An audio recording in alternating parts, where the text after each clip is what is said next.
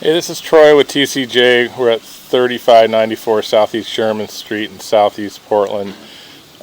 We just finished repairing a sanitary sewer line for about 10 feet. It's all backfilled. We're running water with a garden hose in here. We're going to get down there and set the foot counter out and then shut the water off and go approximately 10 feet forward. Take a look at the repair, see if there's any water, if it's draining out.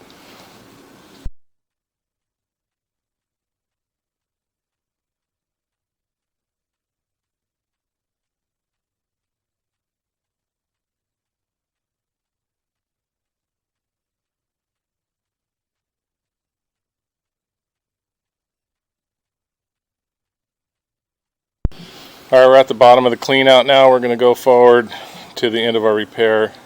Take a look.